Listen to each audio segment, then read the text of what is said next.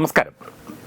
പാകിസ്ഥാന് പിന്നാലെ പലതരത്തിലുള്ള പ്രകോപനങ്ങളുമായി ബംഗ്ലാദേശും രംഗത്തു വരുന്നു എന്നുള്ള വാർത്തയാണ് അല്പസമയം മുൻപ് പുറത്തു വന്നത്. ധാക്കയിലെ ഒരു പ്രമുഖ ക്ഷേത്രം, ഖിൽഖേത്തിലുള്ള ദുർഗാദേവി ക്ഷേത്രം, ബംഗ്ലാദേശ് ഇടക്കാല സർക്കാർ, മുഹമ്മദ് യൂനസിൻ്റെ നേതൃത്വത്തിലുള്ള ഇടക്കാല സർക്കാർ ഇടിച്ചു നിരത്തി ബുൾഡോസർ ഉപയോഗിച്ച് ഇന്ത്യ ശക്തമായി തന്നെ ഈ ഒരു വിഷയത്തെ അപലപിച്ചിട്ടുണ്ട്.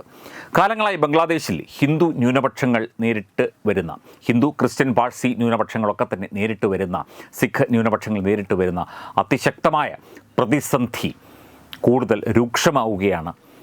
അവിടെ മറ്റൊരു മതവും പ്രവർത്തിക്കാൻ അനുവദിക്കില്ല എന്നുള്ള കടുംപിടുത്തവുമായിട്ടാണ് ബംഗ്ലാദേശിലെ ഇടക്കാല സർക്കാർ രംഗത്ത് വന്നിരിക്കുന്നത്.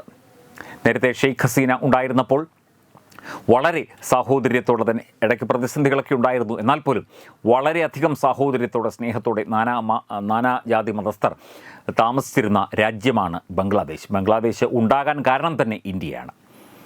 തീർച്ചയായിട്ടും ഈ ഒരു വിഷയം അന്താരാഷ്ട്ര തലത്തിൽ ചർച്ച ചെയ്യേണ്ട ഒരു വിഷയം തന്നെയാണ്. ഒരു ഹിന്ദു ആരാധനാലയം ബുൾഡോസർ ഉപയോഗിച്ച് ഇടിച്ച് തകർക്കുക, ഹൈന്ദവരുടെ മതവികാരത്തെ വ്രണപ്പെടുത്തുക, ബംഗ്ലാദേശിൽ ഹിന്ദുക്കൾക്ക് ജീവിക്കാൻ അനുവാദം കൊടുക്കാതെ ഇരിക്കുക, അവരെ മനസ്സമാധാനത്തോടെ ജീവിക്കാൻ സമ്മതിക്കാതെ ഇരിക്കുക എന്നുള്ളതൊക്കെ തന്നെ കടുത്ത മനുഷ്യാവകാശ ലംഘനമാണ് ബംഗ്ലാദേശിൽ നടക്കുന്നത് എന്നുള്ള റിപ്പോർട്ടുകളുടെ പ്രധാനപ്പെട്ട സൂചനയാണ്. ധാക്കയിലെ ഖിൽഖേത്തിലുള്ള ഹിന്ദു ക്ഷേത്രമാണ് തകർത്തത്. റെയിൽവേ ഭൂമിയിൽ അനധികൃതമായി നിർമ്മിച്ചതാണ് ഈ ക്ഷേത്രം എന്ന് പറഞ്ഞുകൊണ്ടാണ് ഈ ഒരു നടപടി. ഇത്രയും കാലം ഇത് റെയിൽവേ ഭൂമിയിലല്ലായിരുന്നോ എന്ന ചോദ്യം അവിടെയുണ്ട്. ഹിന്ദു വിശ്വാസികൾ പ്രതിഷേധിച്ചെങ്കിലും കനത്ത പോലീസ് സുരക്ഷയിൽ ബുൾഡോസർ ഉപയോഗിച്ച് യാതൊരു ദാക്ഷിണ്യവുമില്ലാതെ ഖിൽഖേത്ത് ക്ഷേത്രം ഇടിച്ച് നിരത്തുകയായിരുന്നു.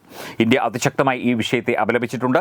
ബംഗ്ലാദേശിലെ വിവിധ ഹിന്ദു സംഘടനകളുടെ സംയുക്ത കൂട്ടായ്മ ഇന്ന് ധാക്കയിലെ ഷബാഗ് പ്രദേശത്ത് പ്രതിഷേധത്തിന് ആഹ്വാനം നൽകിയിട്ടുണ്ട്. ക്ഷേത്രം തകർത്തതിന് പിന്നിൽ ഭരണകൂടത്തിൻ്റെ വർഗീയ നിലപാടുകളാണ്. അതുതന്നെയാണ് അവിടെ നടക്കുന്നത്. ഇന്ത്യയെ പ്രകോപിപ്പിക്കുന്ന നടപടിയാണ്. ഇന്ത്യയില്ലാതെ ബംഗ്ലാദേശിന് അരി വാങ്ങാൻ പോലും നിവൃത്തിയില്ലാത്ത അവസ്ഥയിൽ കൂടി ബംഗ്ലാദേശിൽ ഇത്തരം സംഭവങ്ങൾ അവിടുത്തെ ഇടക്കാല സർക്കാർ പ്രോത്സാഹിപ്പിക്കുന്നത്, ഹിന്ദു വിരുദ്ധത, ഇന്ത്യ വിരുദ്ധത പ്രോത്സാഹിപ്പിക്കുന്നത് തുടരുകയാണ്. അത് അത്യന്തം അപകടകരമായ അവസ്ഥയിലേക്ക് ബംഗ്ലാദേശിനെ കൊണ്ടുചെന്ന് എത്തിക്കും എന്ന കാര്യത്തിൽ ബംഗ്ലാദേശികൾക്ക് പോലും സംശയമില്ല. ഖിൽഖേത്ത് ക്ഷേത്രം പൊളിക്കാൻ ഭീകരവാദികൾ മുറവിളി കൂട്ടുകയായിരുന്നുവെന്നും ഇടക്കാല സർക്കാർ ക്ഷേത്രത്തിന് സംരക്ഷണം നൽകുന്നതിന് പകരം ഈ സംഭവത്തെ നിയമവിരുദ്ധമായ ഭൂവിനിയോഗമായി ചിത്രീകരിക്കുകയും ക്ഷേത്രം നശിപ്പിക്കാൻ അനുവദിക്കുകയും ചെയ്തു എന്നാണ് വിദേശകാര്യ മന്ത്രാലയ വക്താവ് രൺധീർ ജയ്സ്വാൾ പ്രതികരിച്ചിരിക്കുന്നത്. ബംഗ്ലാദേശിൽ ഇത്തരം സംഭവങ്ങൾ ആവർത്തിക്കുന്നതിൽ ഹിന്ദുക്കളെയും അവരുടെ സ്വത്തുക്കളെയും ആരാധനാലയങ്ങളെയും സംരക്ഷിക്കേണ്ടത് ബംഗ്ലാദേശിലെ ഇടക്കാല സർക്കാരിൻ്റെ ഉത്തരവാദിത്വമാണ്. അത് കൃത്യമായി ബംഗ്ലാദേശ് ഇടക്കാല സർക്കാരോ അവിടുത്തെ മറ്റ് അധികാര കേന്ദ്രങ്ങളോ ചെയ്യുന്നില്ല. അവിടുത്തെ നിയമ സംവിധാനങ്ങൾ നോക്കുകുത്തിയായി നിൽക്കുന്നു. ഇന്ത്യയുടെ സഹായത്തോടെ എല്ലാ മേഖലകളിലും പ്രവർത്തിക്കുന്ന, ദൈനംദിന കാര്യങ്ങൾക്ക് പോലും ഇന്ത്യയെ ആശ്രയിക്കുന്ന ബംഗ്ലാദേശ് ഇത്തരം നടപടികൾ, ഹിന്ദു വിരുദ്ധതയും ഇന്ത്യ വിരുദ്ധതയും പ്രോത്സാഹിപ്പിക്കുന്ന രീതി ഒരിക്കലും അംഗീകരിക്കാനാവില്ല എന്നാണ് കേന്ദ്ര വിദേശകാര്യ മന്ത്രാലയം ഇപ്പോൾ പ്രതികരിച്ചിരിക്കുന്നത്. കേന്ദ്ര വിദേശകാര്യമന്ത്രി എസ് ജയശങ്കറിൻ്റെ പ്രസ്താവന ഉടൻ തന്നെ ഉണ്ടാകും. അദ്ദേഹം തീർച്ചയായിട്ടും ബംഗ്ലാദേശ് സർക്കാരും ബംഗ്ലാദേശ് ആഭ്യന്തര മന്ത്രാലയവും ആയിട്ട് ബന്ധപ്പെട്ട് കാര്യങ്ങൾ ചർച്ച ചെയ്യും എന്നാണ് മനസ്സിലാകുന്നത്.